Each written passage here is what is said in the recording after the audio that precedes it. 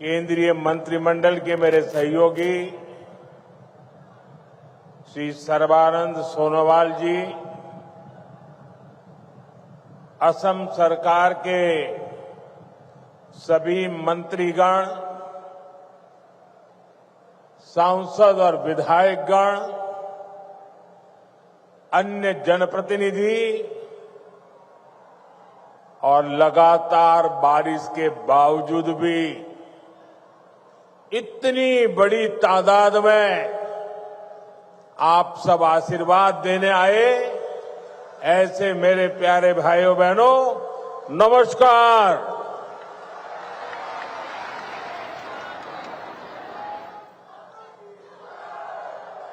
अहोमार विकास यात्रार এই ऐतिहासिक दिन टूत दरभंगा सिर लौकते हमाग्र ओहोमबासिक में आंतरिक उलोगारू अभिनंदन जोनाइशो।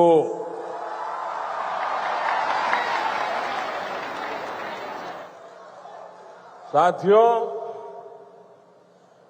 ऑपरेशन सिंदूर के बाद कल मेरा पहली बार आसाम आना हुआ है। मां कामाख्या के आशीर्वाद से ऑपरेशन सिंदूर को जबरदस्त सफलता मिली। इसलिए आज मां कामाख्या की इस धरती पर आकर एक अलग ही पुण्य अनुभव हो रहा है और ये भी सोने में सुहागा है कि इस क्षेत्र में आज जन्माष्टमी मनाई जा रही है।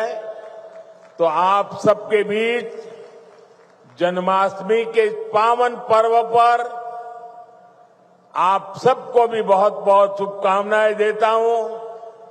और लाल किले से मैंने कहा था, चक्रधारी मोहन को याद किया था, श्री कृष्ण को याद किया था और मैंने भविष्य की सुरक्षा नीति में एक सुदर्शन चक्र की कल्पना को लोगों के सामने रखा है। साथियों, हमारा ये मंगलदोई तो वो स्थान है जहां संस्कृति की त्रिवेणी, इतिहास के गौरव और भविष्य की आशा, सबका संगम एक साथ होता है। ये क्षेत्र असम की पहचान का भी केंद्र बिंदु है। प्रेरणा और पराक्रम से भरी इस भूमि पर आप सभी जनता जनार्दन के दर्शन करने का सौभाग्य पाकर मैं धन्य हूं। भाइयों और बहनों, कुछ दिन पहले ही हमने भारत रत्न सुधा कंठो भूपेन हजारी जी का जन्म दिवस मनाया है। कल उनके सम्मान में हुए एक बहुत बड़े कार्यक्रम का हिस्सा बनने का अवसर मुझे मिला। असम की ऐसी महान संतानों ने, हमारे पूर्वजों ने जो सपना देखा था, आज बीजेपी की डबल इंजन सरकार उसको पूरी ईमानदारी से पूरा करने में जुटी है। भाइयों बहनों, कल जब मैं भूपेन दा की जन्म शताब्दी दिवस के कार्यक्रम में था तो रात को मुझे मुख्यमंत्री जी ने एक बात बताई और आज सुबह मुझे वो वीडियो भी दिखाया। ये देख करके मुझे बहुत गहरी चोट पहुंची।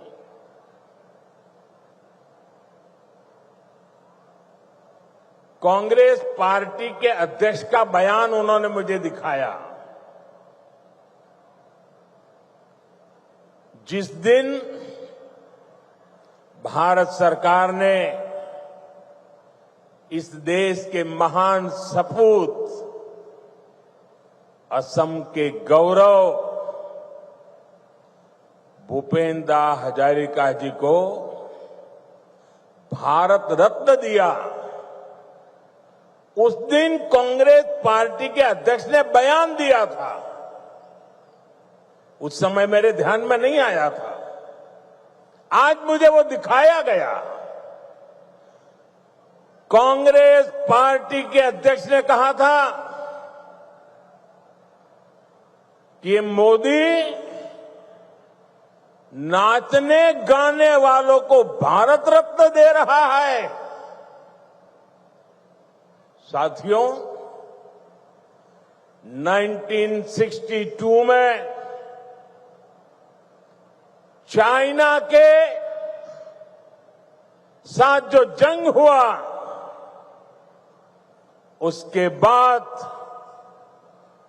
पंडित नेहरू ने जो कहा था, वो घाव नॉर्थ ईस्ट के लोगों के वो घाव आज भी नहीं भरे हैं। और उस घाव पर कांग्रेस की वर्तमान पीढ़ी भी नमक छिड़कने का काम कर रही है। मैं आमतौर पर मुझे कितने ही गालियां दे, मैं तो भगवान शिव का भक्त हूं, सारा जहर निगल देता हूं।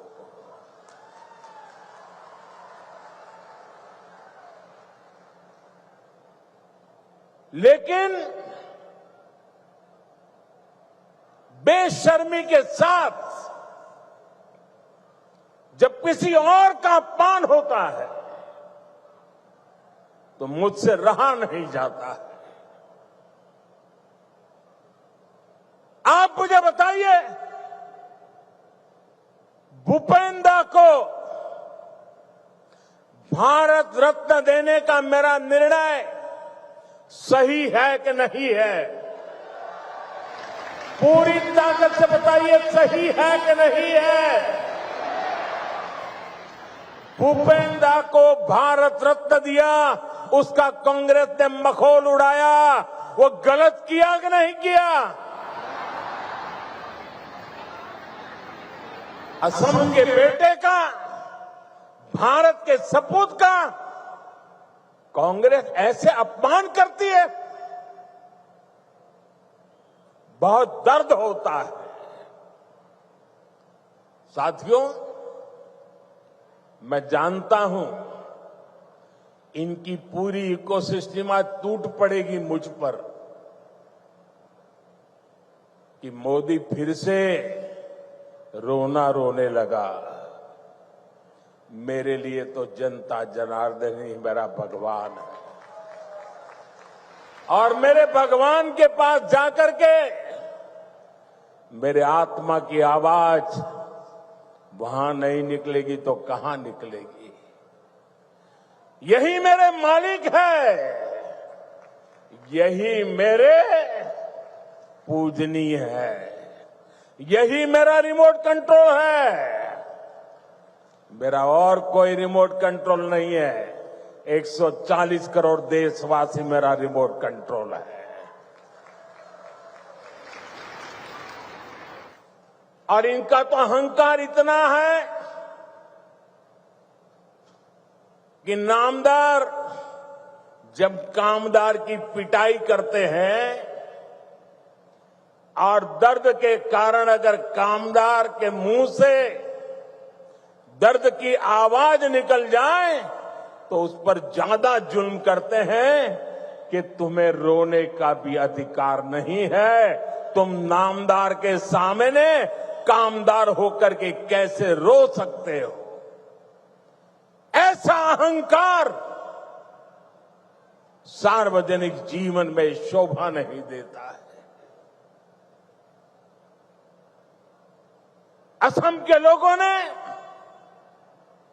देश के लोगों ने, संगीत प्रेमी लोगों ने, कला प्रेमी लोगों ने भारत की आत्मा के लिए जी जान लगाने वाले लोगों ने कांग्रेस से जवाब मांगना चाहिए कि आपने भूपेंद्र का अपमान क्यों किया।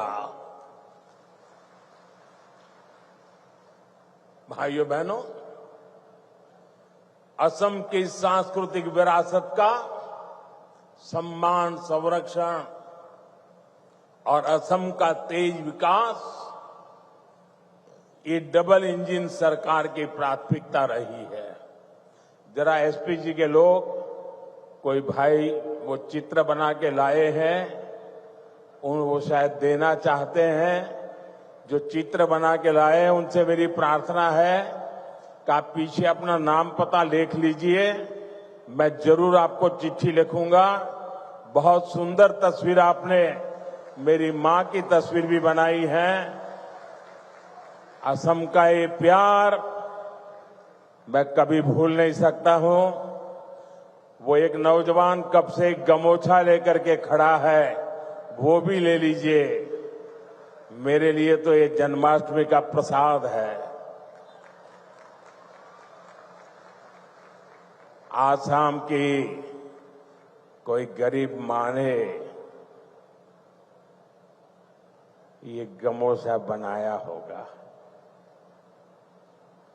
बहुत बहुत धन्यवाद भैया, आपके इस प्रसाद के लिए मैं आपका बहुत आभारी हूं। मुझे मिल जाएगा, दे दीजिए भैया, मिल जाएगा। मैं बहुत आभारी हूं आपका। एक और भी ले लीजिए, शायद वो हेमंता को देना चाहता है, हेमंता को देना चाहता है।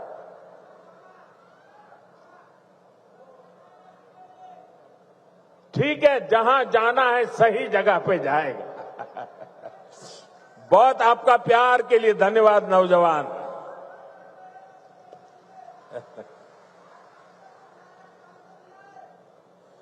देखिए, काफी बच्चे कुछ चित्र बना के लाए हैं, जरा ले लो भाई। इतना प्यार बरसा रहे हैं लोग। ये छोटे छोटे बालक,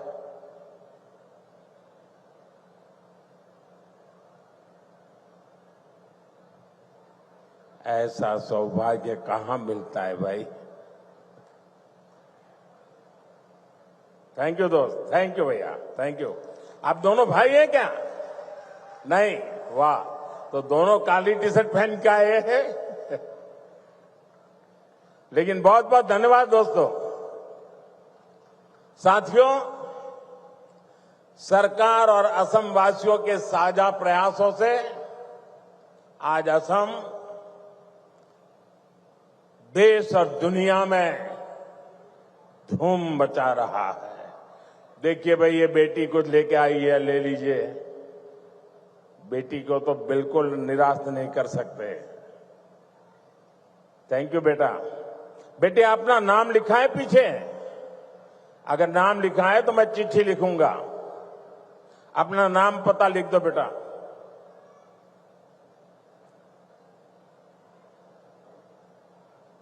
साथियों, आज भारत दुनिया का सबसे तेजी से ग्रो करने वाला देश है। वहीं असम भी देश के सबसे तेजी से ग्रो करने वाले राज्यों में एक बन गया है। एक समय था जब असम विकास में पिछड़ा हुआ था, देश के साथ कदम ताल नहीं कर पा रहा था। लेकिन आज असम करीब करीब 13% की ग्रोथ रेट से आगे बढ़ रहा है। बेटा, बहुत बहुत धन्यवाद। साथियों, 30% ग्रोथ, 13% ग्रोथ, ये बहुत बड़ी अचीवमेंट है, ये आपकी अचीवमेंट है। हो जाए ताली आज आपके नाम पर। हमारे नाम पर तो आप बहुत तालियां बजाते हैं, मैं आज आपके पसीने पर ताली बजाना चाहता हूं।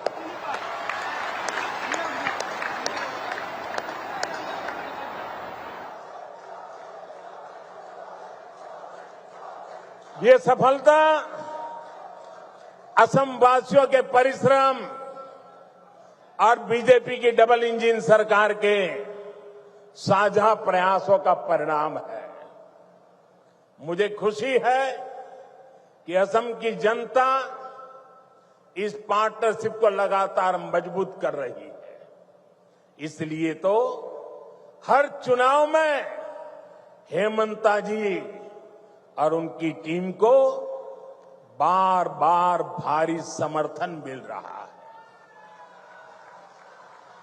हाल में हुए पंचायत चुनावों में भी असम ने हम सभी को ऐतिहासिक विजय दिलाई है, अपना आशीर्वाद दिया है। साथियों, भाजपा सरकार असम को भारत के विकास का ग्रोथ इंजन बनाने के लक्ष्य के साथ काम कर रही है। आज का ये कार्यक्रम भी हमारी इसी संकल्प का हिस्सा है। अभी कुछ देर पहले इस मंच से करीब 6,500 करोड़ रुपए की विकास योजनाओं का शिलान्यास हुआ है। हमारी डबल इंजन सरकार असम को टॉप के कनेक्टेड स्टेट और टॉप के हेल्थ केयर हब के रूप में विकसित कर रही है। ये प्रोजेक्ट्स इसी संकल्प को और सशक्त करेंगे। आप सभी को दरांग मेडिकल कॉलेज और अस्पताल के लिए, हाईवे के लिए, रिंग रोड के लिए बहुत बहुत बधाई। साथियों, पूरा देश आज विकसित भारत के निर्माण के लिए एकजुट होकर आगे बढ़ रहा है। खास तौर पर हमारे जो नौजवान साथी हैं, उनके लिए विकसित भारत सपना भी है और संकल्प भी है। और इस संकल्प की सिद्धि में हमारे नॉर्थ ईस्ट की बहुत बड़ी भूमिका है। ये मैं सिर्फ इसलिए नहीं कह रहा हूं कि मुझे आप लोगों के प्रति बहुत प्यार है, बहुत सम्मान है, नॉर्थ ईस्ट के प्रति मेरा लगाव है, सिर्फ इसलिए नहीं कह रहा हूं। मैं इसलिए कह रहा हूं, इसके पीछे ठोस कारण है। आजादी के बाद बड़े शहर, बड़ी इकोनॉमी, बड़े बड़े कारखाने पश्चिम और दक्षिण भारत में ही विकसित हुए। इस दौरान पूर्वी भारत का बहुत बड़ा इलाका, बहुत बड़ी आबादी विकास की दौड़ में पीछे रह गई। अब भाजपा सरकार इस स्थिति को बदल रही है। 21वीं सदी के 25 साल बीत चुके हैं। जिस 21वीं सदी के हम गीत गाते रहे ना, कांग्रेस के जमाने से सुन रहे थे 21वीं सदी आ रही है, 21वीं सदी आ रही है। आकर के भी 1/4 समय तो पूरा हो गया। अब 21वीं सदी का ये अगला हिस्सा ईस्ट का है, नॉर्थ ईस्ट का है। अब आपका टाइम आया है असम का, नॉर्थ ईस्ट का समय आया है, आपका समय आया है। मेरे नौजवानों, अब समय आपकी मुट्ठी में है। भाई एक और बच्चा कुछ लेके आ गया, ले लीजिए भाई।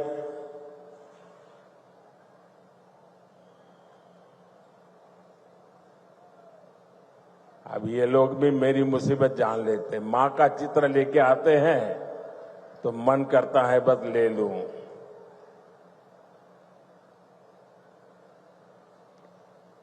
दे दो बेटे, ये मेरे साथी हैं, पीछे अपना नाम पता लिख लेना, मैं कलेक्ट कर लूंगा इसको, आपको चिट्ठी लिखूंगा। जरा ये लेकर के दे दीजिए भाई एसपीजी वालों को। साथियों, किसी भी क्षेत्र के तेज विकास के लिए तेज कनेक्टिविटी बहुत जरूरी है। इसलिए हमारी सरकार का बहुत अधिक फोकस नॉर्थ ईस्ट में कनेक्टिविटी पर रहा है। रोड, रेल, एयर जैसी physical connectivity, 5G, internet, broadband जैसी डिजिटल कनेक्टिविटी, इससे आप लोगों को सुविधा मिली, जीवन आसान हुआ, बिजनेस करना आसान हुआ। इस कनेक्टिविटी से आप लोगों के लिए घूमना फिरना आसान हुआ, टूरिज्म का विस्तार हुआ और इसने यहां के हमारे नौजवानों के लिए नौकरी के, रोजगार के नए अवसर भी बनाए। साथियों, कनेक्टिविटी के इस महाअभियान का असम को भी बहुत लाभ मिला है। मैं आपको एक उदाहरण देता हूं। आजादी के 6 दशक तक दिल्ली में कांग्रेस की सरकार रही। असम में दशकों तक कांग्रेस रही, लेकिन कांग्रेस ने 60-65 सालों में ब्रह्मपुत्र पर सिर्फ 3 पुल बनाए। 60-65 साल में 3। फिर आपने हमें सेवा करने का मौका दिया और 1 दशक में हमारी सरकार ने 6 बड़े ब्रिज बना दिए। 6 बड़े ब्रिज। अब मुझे बताइए, इतना काम करेंगे तो आप खुश होंगे कि नहीं होंगे? आपके आशीर्वाद मिलेंगे कि नहीं मिलेंगे? आपका प्यार मिलेगा कि नहीं मिलेगा? आप खुश हैं ना? मैं और भी काम करना चाहता हूं, बस आशीर्वाद देते रहिए।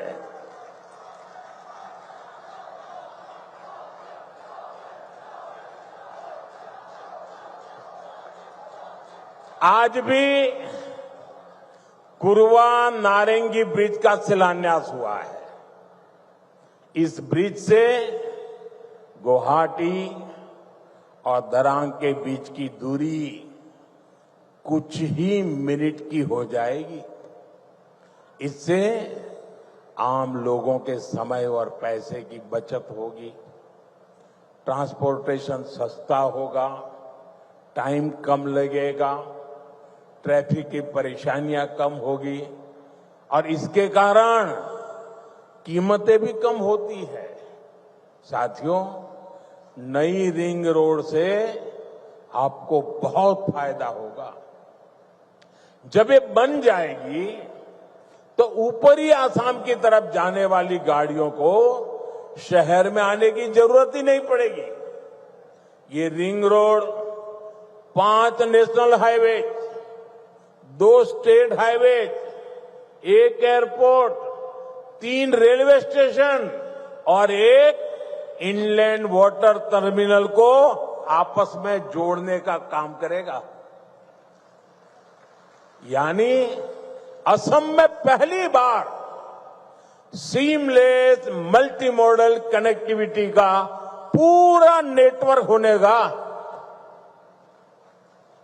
ये है डबल इंजन की बीजेपी सरकार का विकास का मॉडल। साथियों, हम आज की नहीं बल्कि अगले 25-50 साल की जरूरतों के मुताबिक देश को तैयार कर रहे हैं, क्योंकि 2047 जब आजादी के 100 साल होंगे ना, विकसित भारत बना के रहना है दोस्तों। जाएगा। और जिस नौजवानों को मोटरसाइकिल लेनी है, नई कार खरीदनी है, वो भी सस्ती हो जाएगी। आजकल आप देखते होंगे मोटर कंपनियों में ऐसी होड़ मची है, एडवर्टाइजमेंट दे रहे हैं 60,000 काम, 80,000 काम, 1 लाख रुपया काम, लगातार इससे जुड़े विज्ञापन दे रहे हैं। यानी माताएं बहनें हो, नौजवान हो, किसान हो, दुकानदार हो, सबका फायदा होने वाला है। ये फैसला आपके त्योहारों की चमक और बढ़ाने वाला है। साथियों, इन त्योहारों में आपको मेरी एक बात भी ध्यान रखनी है। मैं अपनी बात बताऊं? मैं मेरी बात बताऊं? आप कहो तो बताऊं? सबके सब हाथ ऊपर करके बताइए, बताऊं? मेरी बात मानोगे? बैठो बेटा, बैठो। थैंक यू बेटा, थैंक यू। उसको तकलीफ मत दीजिए, उसको शारीरिक तकलीफ है, प्लीज उसको परेशान मत कीजिए। ले लेंगे। जरा कैमरामैन वो चिट्ठी ले लो, उनसे चिट्ठी ले लो। कोई नौजवान, बैठो बेटा, आप परेशान मत होना, उसको परेशान मत कीजिए। अरे भाई, उसको तकलीफ हो रही है भाई, मेरा प्रणाम भैया, उसको परेशान मत कीजिए प्लीज। उसको, मुझे अच्छा नहीं लगता है भैया, प्लीज। आप यहां तक आए, शरीर को इतना कष्ट देकर के आए, मैं आपका आभारी हूं। साथियों, जरा फिर से हाथ करके बताइए, मैं जो कहूंगा मेरी बात मानोगे? ऐसा नहीं, सबका हाथ ऊपर होना चाहिए, उधर भी। मेरी बात मानोगे? पक्का मानोगे?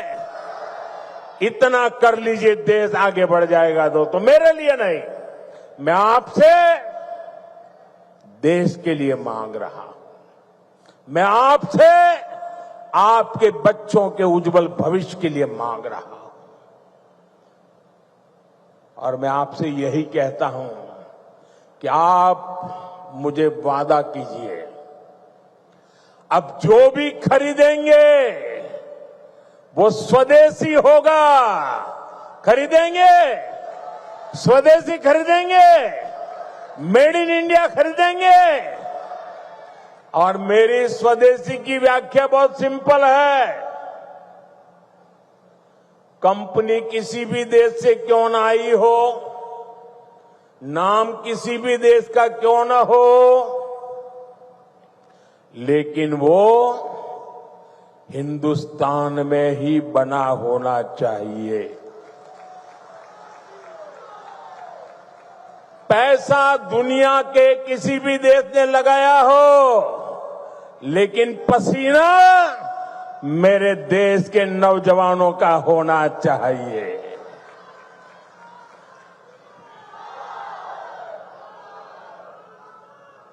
उस जो भी मेड इन इंडिया होगा, उसमें मेरे भारत की मिट्टी की महक होनी चाहिए।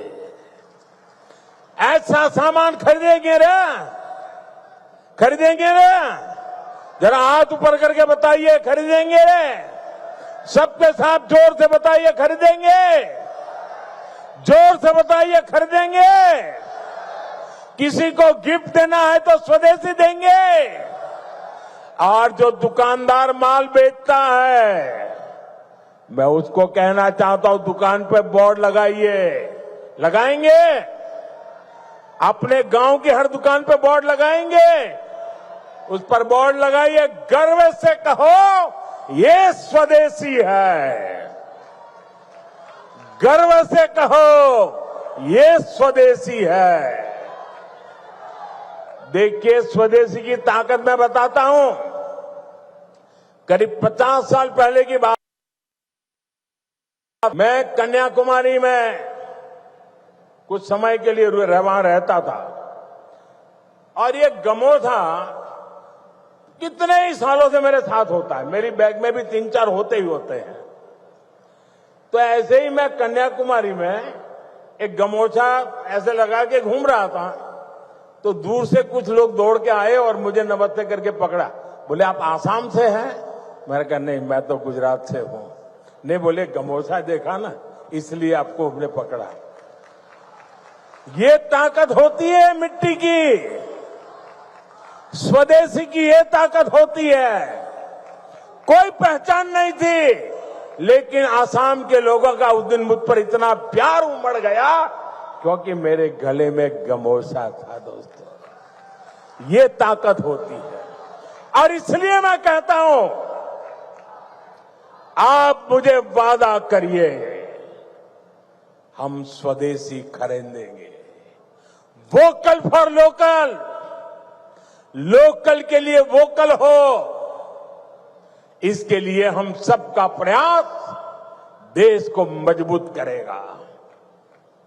साथियों, बीते सालों में एक और सेक्टर में बहुत बड़ा काम देश में हुआ है। ये सेक्टर है हेल्थ केयर का, आरोग्य का। हमारे अस्पताल होते थे तो बड़े शहरों में, वहां इलाज कराने जाते थे तो बहुत महंगा पड़ता था। हमने एम्स का, मेडिकल कॉलेजों का नेटवर्क देश के कोने कोने तक फैला दिया।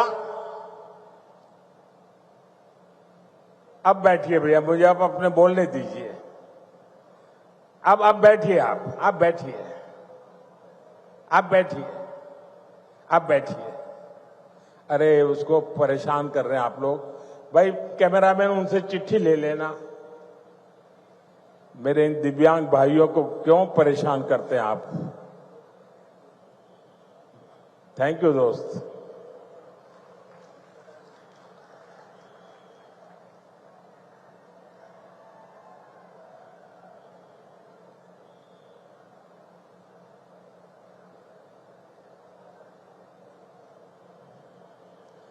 यहां असम में तो विशेष तौर पर कैंसर के हॉस्पिटल भी बनाए गए। बीते 11 वर्षों के दौरान भारत में मेडिकल कॉलेजों की संख्या 2 गुनी हो गई है। यानी आजादी के 60-65 सालों में जितने मेडिकल कॉलेज बने,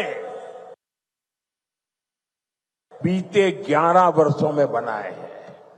बताइए, 60-70 साल में जो काम हुआ है ना, वो हमने 10-11 साल में कर दिया है। दोस्तों, यहां असम में भी 2014 से पहले सिर्फ 6 मेडिकल कॉलेज थे।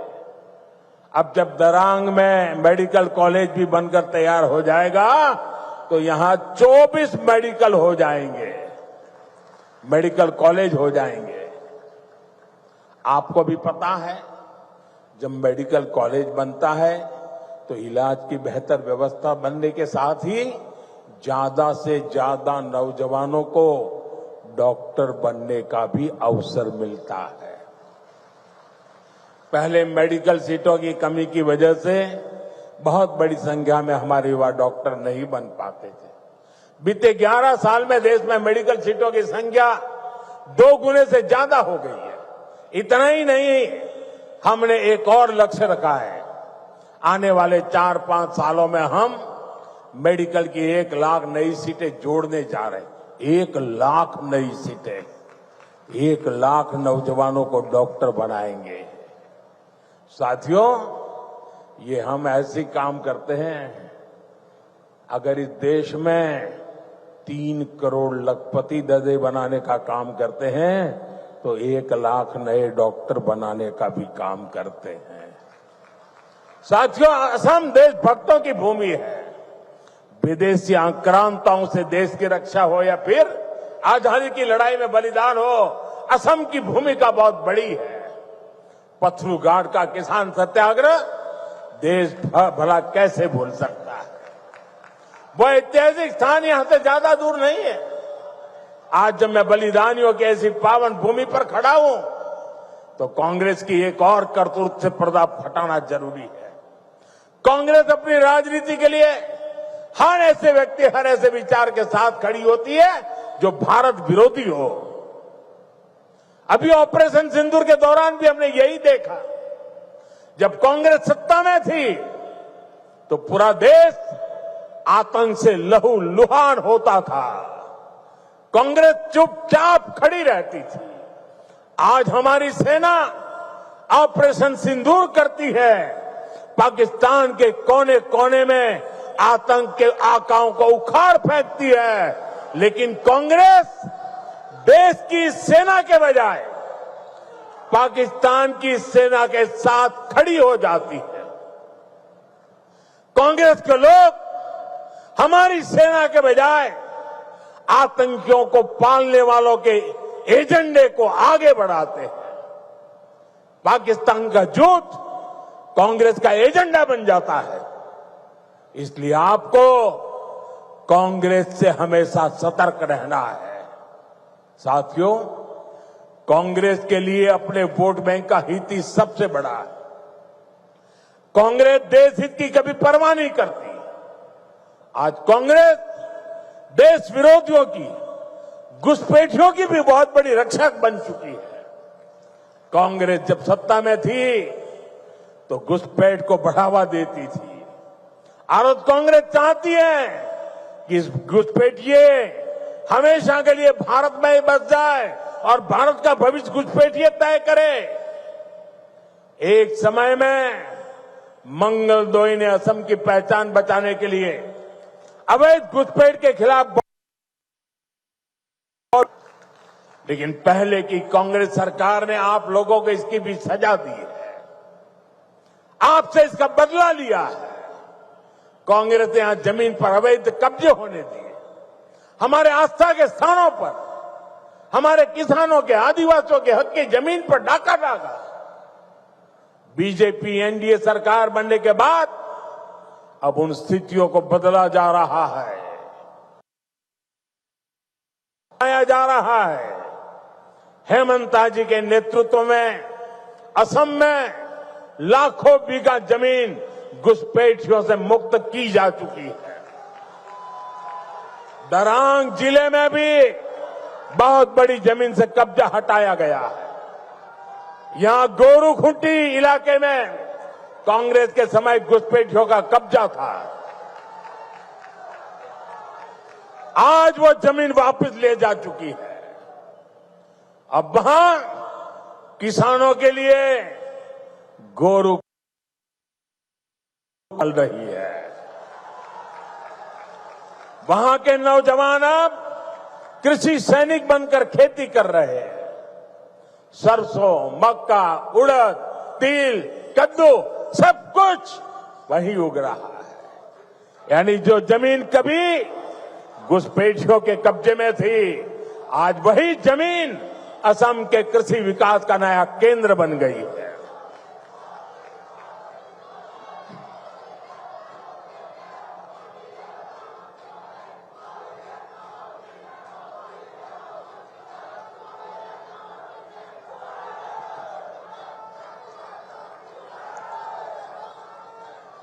साथियों, भाजपा की सरकार घुसपैठियों को देश के साधनों, संसाधनों पर कब्जा नहीं करने देगी। भारत के किसानों, भारत के नौजवानों, हमारे आदिवासियों का हक हम किसी को नहीं छीनने देंगे। ये घुसपैठिए हमारी माताओं, बहनों, बेटियों के साथ अत्याचार करते हैं। ये नहीं होने दिया जाएगा। घुसपैठियों के माध्यम से बॉर्डर के इलाकों में डेमोग्राफी बदलने की साजिशें चल रही है। ये राष्ट्रीय सुरक्षा के लिए बहुत बड़ा खतरा है। इसलिए अब देश में एक डेमोग्राफी मिशन शुरू किया जा रहा है। भाजपा का लक्ष्य है घुसपैठियों से देश को बचाएंगे, घुसपैठियों से देश को मुक्ति दिलाएंगे। और मैं उन राजनेताओं को भी कहना चाहता हूं, आप जो चुनौती लेकर के मैदान में आए ना, मैं सुना तान करके उस चुनौती को स्वीकार करता हूं। और लिख लो, मैं देखता हूं घुसपैठियों को बचाने में तुम कितनी ताकत लगाते हो और घुसपैठियों को हटाने में हम कैसे अपना जीवन लगा देते हैं। हो जाए मुकाबला। घुसपैठियों को बचाने के लिए निकले हुए लोगों को भुगतना पड़ेगा। मेरे शब्द सुन के रखो, ये देश उनको माफ नहीं करेगा। साथियों, असम की विरासत को बचाना, असम का तेज विकास करना, इसके लिए हमें मिलकर काम करना है। हमें असम को, नॉर्थ ईस्ट को विकसित भारत का ग्रोथ इंजन बनाना है। एक बार फिर विकास परियोजनाओं के लिए आप सभी को मैं शुभकामनाएं देता हूं। मेरे साथ बोलिए, भारत माता की। दोनों हाथ ऊपर करके पूरी ताकत से निकालनी चाहिए आवाज। भारत माता की, भारत माता की, भारत माता की, भारत माता की, भारत माता की। बहुत बहुत धन्यवाद।